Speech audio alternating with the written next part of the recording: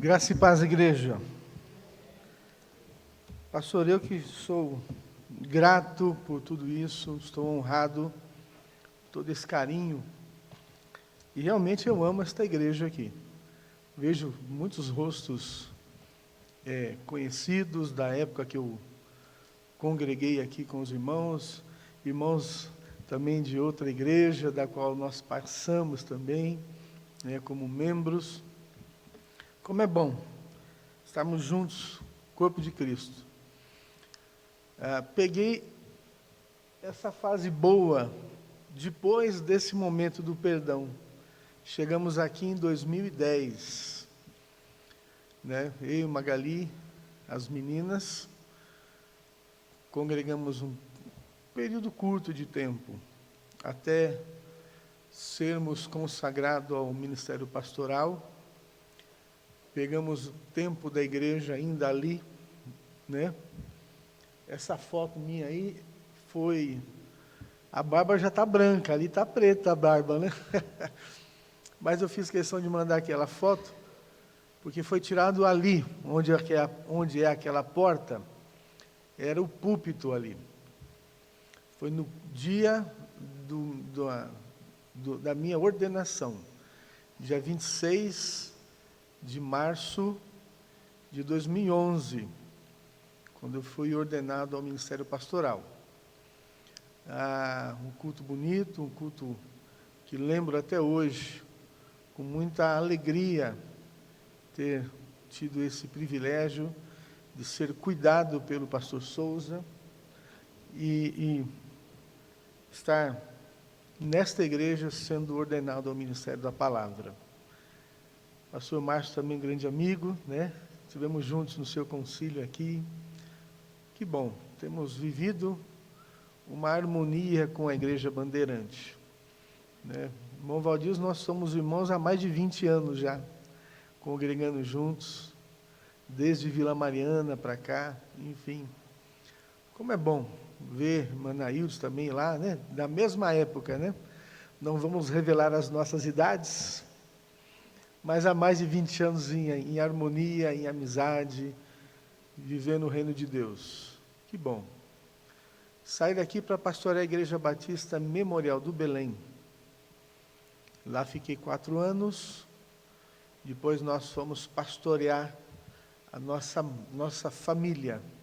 Nossas mães, minha mãe da Magali, cuidando delas no momento de enfermidade, por mais 3 anos, quase 4.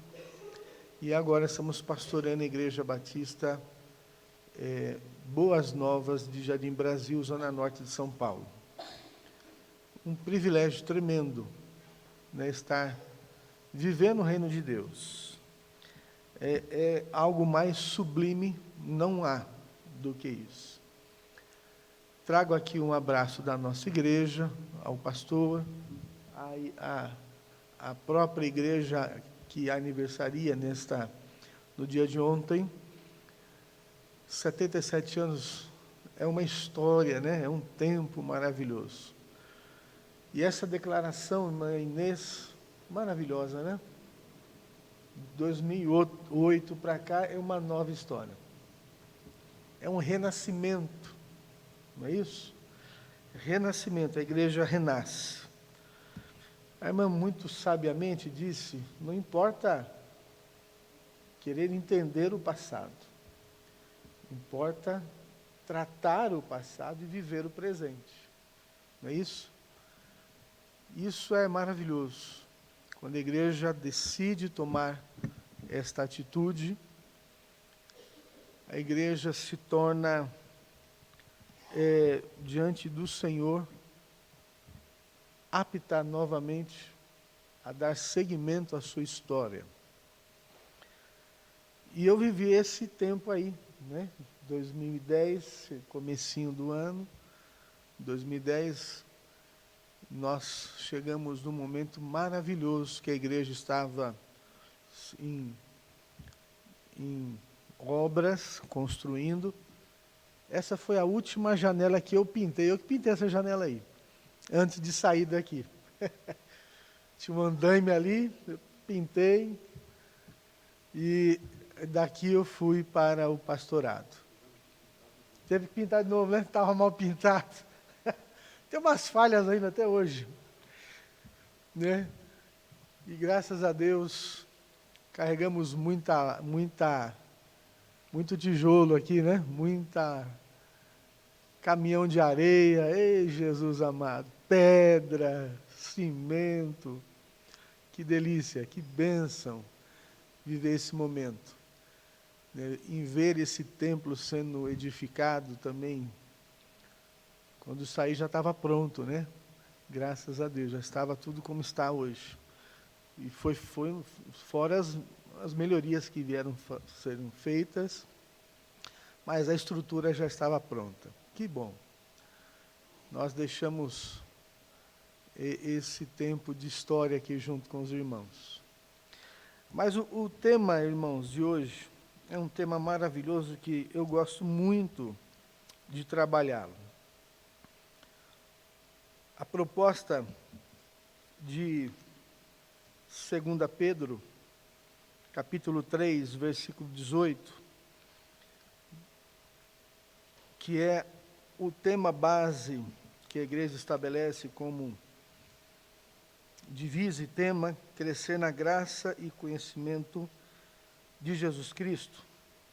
É sobre isso que nós vamos trabalhar, então, nesse culto. Antes da leitura da palavra, vamos orar, rogando que o Senhor traga sobre nós a direção do Teu Espírito Santo. Muito obrigado, Pai, porque com tanta alegria e liberdade que ainda gozamos nesse país, podemos abrir nossas Bíblias num domingo como este e podendo ler e expor, anunciar, sem que sejamos castrados por isso. Quantos irmãos nossos neste planeta estão passando por essa tribulação, sem poder ter a liberdade de anunciar a sua palavra? Nós ainda a temos, que possamos aproveitá-la, e que o Teu Espírito Santo, que é quem instrui, quem desde do tempo da escrita trouxe a memória desses homens e continua trazendo a nós, seja Ele o que nos guie nesta manhã, para a compreensão da Tua Santa Palavra. Pedimos essas bênçãos no nome de Jesus. Amém. O texto já foi lido várias vezes, exposto. Cresçam, porém, na graça e no conhecimento de nosso Senhor e Salvador Jesus Cristo. A Ele seja a glória agora e para sempre. Amém. Crescer na graça e no conhecimento de Jesus Cristo, nos dias atuais, é algo para poucos. Algo para poucos. Nós temos no nosso país uma grande confusão teológica. Nós temos, essa semana, foi veiculado nas mídias sociais um pedido de perdão de um pastor americano que trouxe para o nosso país a teologia da prosperidade. Os irmãos viram essa publicação? Pastor Benny Hinn, que trouxe essa teologia, postou publicamente nas mídias um pedido de perdão. É óbvio que nós ficamos gratos por esse pedido de perdão, porque esta teologia, fundamentada no mundo, através deste homem, trouxe uma outra perspectiva teológica para a igreja a partir desse momento. Mas essa perspectiva não foi salutar para a igreja. Muito pelo contrário. Então ele declara um documento pedindo perdão, e eu louvo a Deus por isso, a gente agradece. E esse homem diante de Deus, como a igreja fez, né? A liberdade, esse homem tardiamente faz, louvado seja Deus por isso, e consegue diante de Deus uma remissão. Mas uma coisa aconteceu, houve um estrago teológico irreparável na história do cristianismo a partir disso. Nós temos, dentro dessa teologia, o que hoje chegou à teologia de mercado, onde o Evangelho, de forma muito sucateada, virou moeda de troca. Moeda de troca. Então nós temos uma luta intensa quanto a isso. Isso não vai mudar nunca, isso não vai acabar. Isso continuará até que o Senhor Jesus volte. Isso já era, pelo Senhor, uma evidência que aconteceria. O Senhor já tinha deixado claro que quanto mais perto dos finais dos tempos, mais confusões aconteceriam. Há um ponto tão grande, há um devaneio tão grande, que se for possível, até os eleitos iam cair nessa confusão toda. Até os eleitos. Perto desse fim, o Senhor já deixou claro que se levantaria muitos falsos profetas, muitos homens e mulheres levando a palavra do Senhor dessa forma distorcida. Isso é bíblico. Nós não temos que nos preocupar com isso. Não podemos. Isso vai acontecer, é inevitável. Mas a Igreja de Cristo, e aqui eu não estou dizendo que nós, batistas, somos os melhores, nunca, irmãos. Nunca podemos cometer esse erro. Nunca podemos ter esse ego tão petulante de dizer que nossa teologia, ou nós somos melhores, isso ou aquilo. Não. Mas nós temos que zelar pela palavra. Temos que zelar pelo ensino da verdade. Então, eu não estou usando do púlpito para denegrir e nem para exaltar. Eu estou trazendo evidências reais do que acontece na história do cristianismo no nosso século.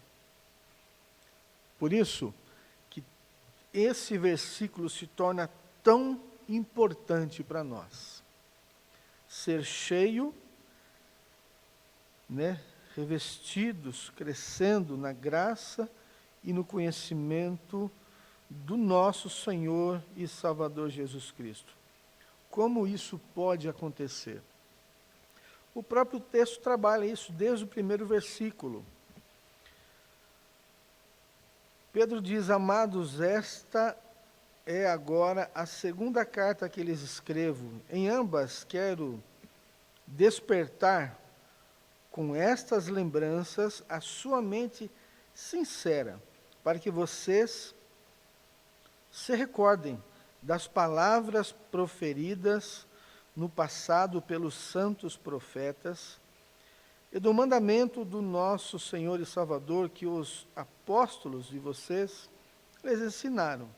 Olha, vocês foram ensinados pela palavra. Aqueles homens que o Senhor Jesus os capacitou, ensinaram essa palavra da verdade. Antes de tudo, saibam que nos últimos dias surgirão escarnecedores, zombando e seguindo as suas próprias paixões. Eles dirão: o que houve com a promessa da sua vinda? Desde que os antepassados morreram, tudo continua como desde o princípio da criação. Mas eles deliberadamente se esquecem do que há muito tempo, pela palavra de Deus, existe no céu e na terra. Esta palavra formada, através da sua criação, da água, e pela água o mundo daquele tempo foi submerso e destruído. E pela mesma palavra, os céus e a terra, que agora existem, estão reservados para o fogo, guardados para o dia do juízo e para a destruição dos ímpios. Não se esqueçam disso. Amados, para o Senhor um dia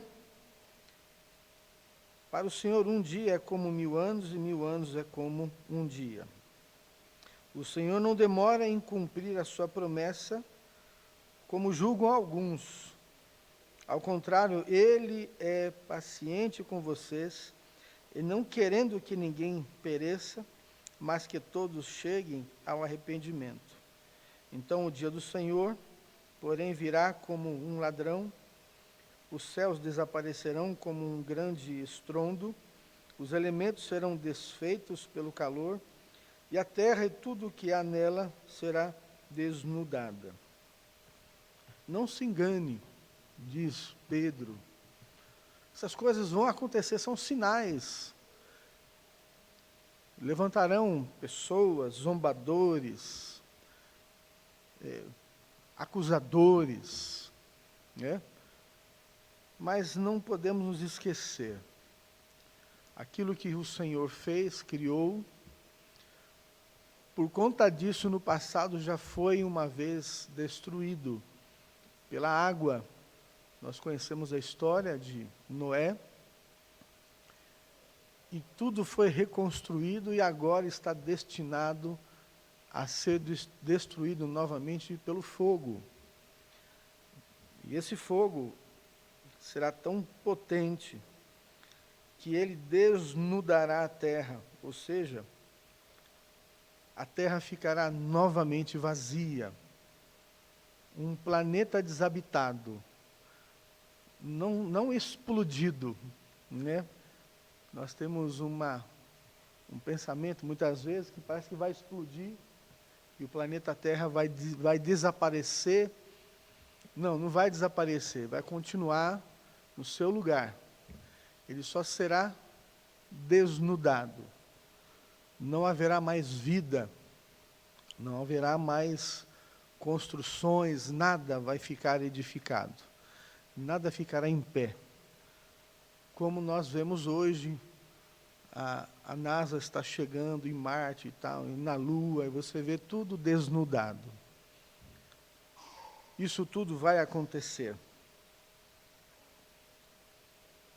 O tempo é de Deus, para Ele um dia é como 1000 anos, 1000 anos é como um dia. Mas Ele vai nos exortar agora, a partir do versículo 11, visto que tudo será assim, desfeito, que tipo de pessoas é necessário que vocês sejam, então? Que tipo de pessoas é necessário que nós sejamos? Como temos que ser? Como temos que viver? Como temos que estar diante, então, do seu Senhor? O que significa crescer na graça e no conhecimento do nosso Senhor? É inevitável o fim é inevitável. Nós não sabemos o tempo do fim, graças a Deus, né? Nem o dia e nem a hora não é dado ao conhecimento do homem. Mas o Senhor está voltando. Eu confesso aos irmãos que eu oro todas as noites por isso. Todas as noites eu clamo nas minhas devocionais para que o Senhor Jesus volte. Nós estamos vivendo tempos difíceis, não só eclesiologicamente falando, em relação às igrejas, como acabei de falar, mas na parte cívica, na parte social, na parte humana, o mundo está dilacerado. Nós, a cada dia, nos surpreendemos com uma novidade caótica, que é impressionante. Como pode o ser humano conseguir piorar o que já está ruim? Mas o ser humano consegue. Então, o caos é estabelecido a cada dia. Se nós choramos com isso, ou pelo menos deveríamos chorar, né? Nós não podemos nunca acostumar com o caos. O caos precisa mexer nos nossos sentimentos. Eu não posso ver uma desgraça e simplesmente mudar de canal e deixar que aquilo não surta um efeito no meu coração, no seu coração. Nós temos que chorar pelo caos, para que o Evangelho seja vivo em nós e a gente, de alguma forma, consiga mudar. Não o mundo, mas o entorno do nosso mundo, né? O meu entorno, o meu vizinho, o meu amigo, aquele que está ao meu lado. Se nós mudarmos isso, estamos mudando o mundo de alguma forma. Isso é ser cheio da graça e do conhecimento da palavra. Eu entender que eu não posso viver o caos. E nesta manhã eu não quero pôr medo em nós. Mas para chegar no conhecimento da graça, nós temos que entender a função do exercício dessa graça.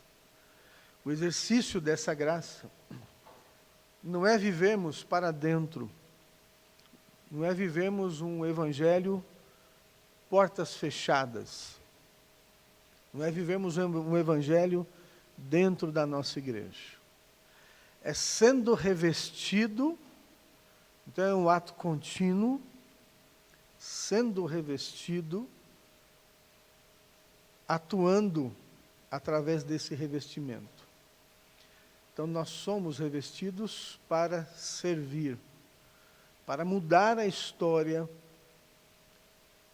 desse mundo através do nosso pequeno mundo. Aonde eu conseguir alcançar, aonde você conseguir alcançar, você vai mudar o mundo. Tem uma história muito bonita. Uma manhã, uma maré trouxe milhares de estrelas do mar, e bem cedinho, tinha um senhor de idade sentado, tomando sol, e ele percebeu uma criança pegando aquelas estrelas do mar e lançando de volta para a água. Mas eram milhares de estrelas. E aquele senhor começou a se incomodar de ver aquela situação, porque ele falou, não vai adiantar nada. Ele é um menino só, jogando uma por vez. O sol está esquentando, essas estrelas do mar vão morrer todas, porque elas precisam de água para sobreviver. Não adianta ele fazer isso, é um trabalho perdido. Um trabalho perdido. Aí ele se incomodou, levantou, chamou o menino, vem cá. Você está me irritando com esse negócio, para de ficar jogando essas estrelas para dentro d'água, que você não vai dar conta. Olha quantas ainda faltam. O menino abaixou, pegou mais uma, lançou na água. Olhou para ele e falou, eu sei, mas para essa daqui, eu consegui salvá-la. Abaixou, pegou outra, jogou na água de novo. Essa daqui, eu também consegui mudar a história dela. Abaixou, pegou outra, lançou. Essa daqui, eu também consegui mudar a história dela. Olha que fantástico. Aquele senhor entendeu aquela mensagem. Foi embora e ficou meditando o resto daquele dia na diferença que é você alcançando mais uma. Nós não vamos mudar o mundo, mas eu estou mudando mais um, mais um, mais um e mais um. Isso é fascinante. Jesus, ele quer derramar essa graça sobre nós. O texto continua. Ele diz lá no versículo 13, todavia, de acordo com as suas promessas, esperamos novo céu e nova terra, onde habita a justiça. Portanto, amados, enquanto esperam estas coisas acontecerem, empenhem-se para serem encontrados por Ele em paz, imaculados e inculpáveis. Tenham em mente que a paciência de nosso Senhor significa salvação, como também o nosso amado irmão Paulo lhes escreveu com a sabedoria que Deus lhe deu. Tenham paciência. Está tardando para que o Senhor volte, porque o Senhor tem amor. O desejo dele é que todos se salvem. O desejo dele é que nós abaixemos, peguemos mais uma estrela e lancemos na água. Mais uma vida salva. Mais uma vida salva. Mais uma vida salva. Já pensou se a igreja fizer isso? Todos nós fizemos isso. Nós multiplicaremos. Voltando à introdução do culto, que é o que assusta agora a mim em relação à igreja histórica. Nós estamos vendo esse boom, esse crescimento dessa teologia de mercado, e nós acomodamos, e nós acovardamos. As igrejas históricas adormeceram. E por nós estarmos adormecidos, as pessoas estão buscando essa teologia. Porque nós estamos quietos, nós estamos calados, como igreja que vive esse evangelho sincero. Estou dizendo que não estou dizendo que somos melhores, estou dizendo que nós vivemos o evangelho da palavra. O nosso silêncio causa um impacto terrível a essas estrelas, né? Essas estrelas, elas vão morrer naquela praia mesmo. Já pensou se chegasse mais meninos para ajudar aquele menino? Né? Tem um menino, tem 5 meninos, tem 10 meninos, tem 50 meninos. Quantas estrelas mais seriam salvas? Já pensou a igreja de Cristo acordando e falando: o Senhor está voltando. Ele tarda em voltar porque o amor dele é tão grande para com as pessoas que ele não quer que ninguém se perca. Então, antes que ele volte, ele quer voltar e nos encontrar repletos, cheios de paz, imaculados, ou seja, sem pecado, puros de pecado, e inculpáveis diante da obra do qual nós fomos chamados. Nós temos uma missão. Qual é a missão da igreja? Qual foi a última palavra de Jesus Cristo na hora da sua ascensão? Os irmãos lembram? Me ajudem. Isso. Para quê? Batizando-os, e esses vão continuar. Só isso. Essa é a nossa missão. Jesus subiu ao céu dizendo: ide, façam discípulos de todas as nações. Ensinam eles a fazer a mesma coisa.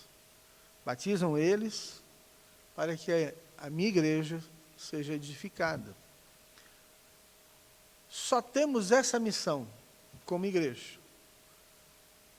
que é ir e fazer discípulos. Se fizermos isso, cumpriremos a missão que Cristo nos outorgou naquele momento.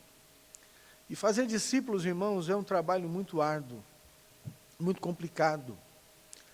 É comprometimento, é envolvimento, é estar do lado, é gastar tempo. E é o que a gente não quer fazer. Não posso falar, é o que nós não temos tempo para fazer. Isso não... Verdade. Olha, está vendo? Sim.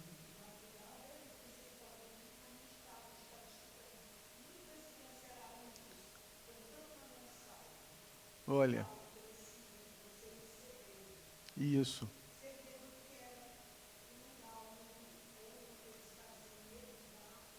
Sim. Certo.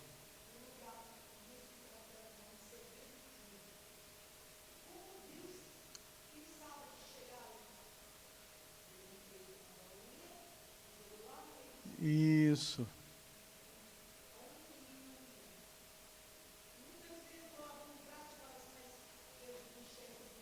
É verdade, minha irmã. Sim.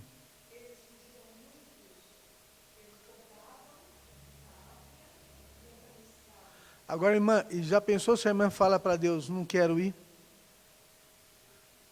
Deus não ia te obrigar a ir. Não é isso? Deus não obriga ninguém a fazer a sua obra. Deus chama, Deus convida. Deus chamou a irmã. A irmã poderia ter falado não. Mas a irmã falou sim, glória a Deus por isso. E mudou a história de tantas pessoas ali. Está vendo?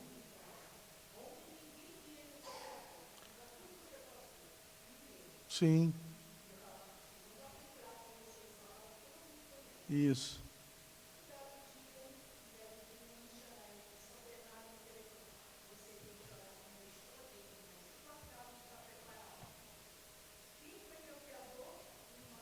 Olha.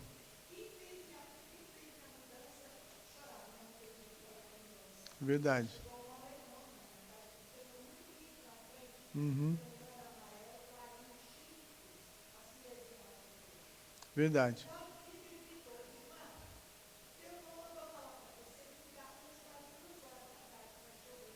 Uhum.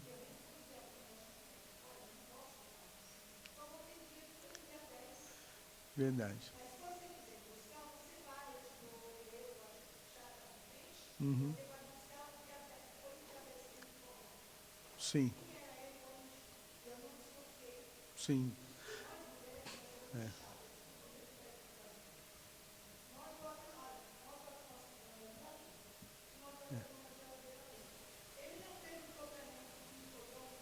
É. E a irmã gostou de tudo. Tá vendo? Agora, irmã, Deus usa, verdade, Deus usa quem Ele quer. Não é isso? Verdade.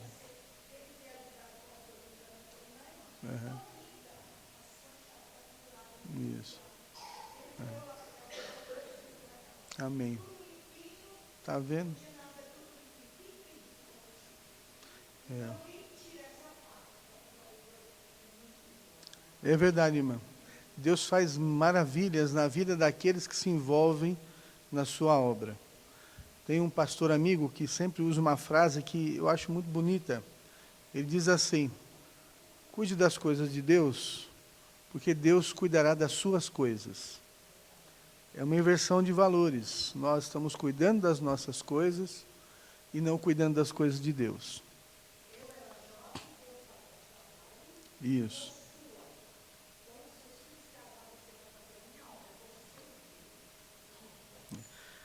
Para nós concluirmos a mensagem, versículo 17 diz assim: portanto, amados, sabendo disso, guardem-se para que não sejam levados pelos erros dos que não têm princípios morais, nem percam a sua firmeza e caiam.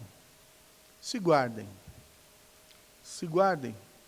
para que não sejamos levados por erros e por aqueles que não estão em devaneios, sejam quais forem, sejam na sociedade, sejam nessas teologias que nós vemos por aí.